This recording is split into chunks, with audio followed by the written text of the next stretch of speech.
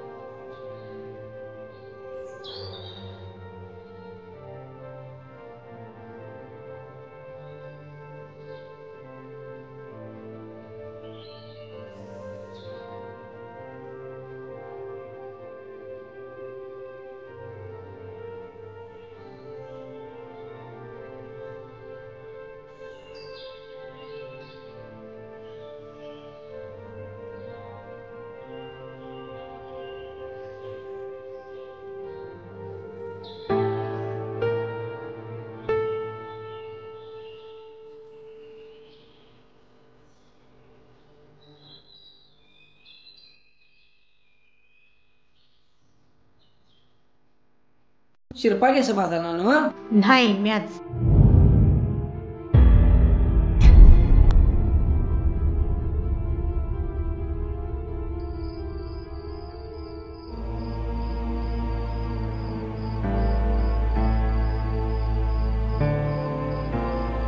ए आई, भाकरी नाही वय ग, रोज भात द्यायला लागल्यास.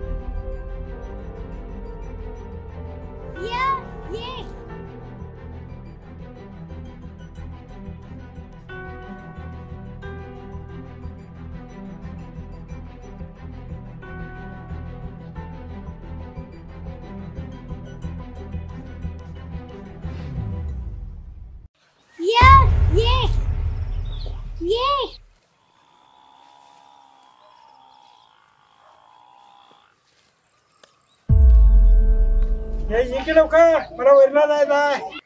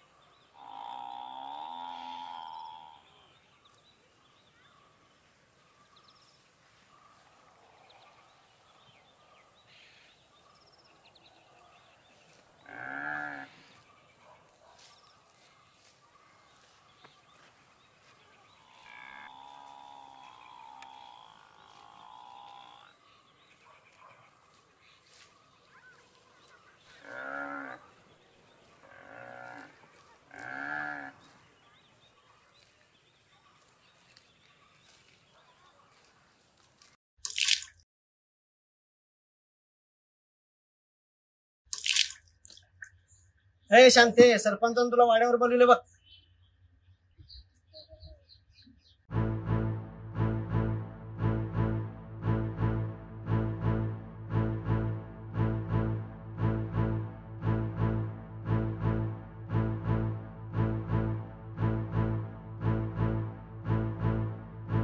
तू बाई आहेस, बाईगतच राहा. उगाच बापाय काय जाऊ नकोस. अगं जरा दम धर, देऊ की तुला बी काय ना काय तर काम. जो काय खेळ मांडल्यास ते चटकन बंद करायचा. सगळ्या लोकांनी तालुक्यापर्यंत जायला लागते दाढी करायला.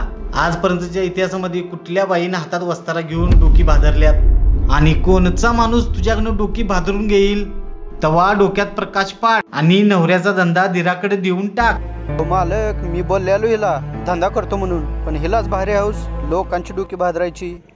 मालक हौसेसाठी नाही, पोटासाठी करतोय. एक नाही तर 4 पोटासाठी राखतोय. कोणाकडे हात पसरणार नाही, का कोणाकडे भीक मागणार नाही. नवऱ्याचा धंदा आहे, इमानीनं करेन. मालक, तुम्ही शिकली जाणती माणसं. असं कुठल्या शास्त्रात लिहिलंय बाई की बाईनं हे करावं आणि बाईनं ते करू नये. तर मला एक ठाव आहे, राबणाऱ्याला सुद्धा देव पोटाशी धरतो.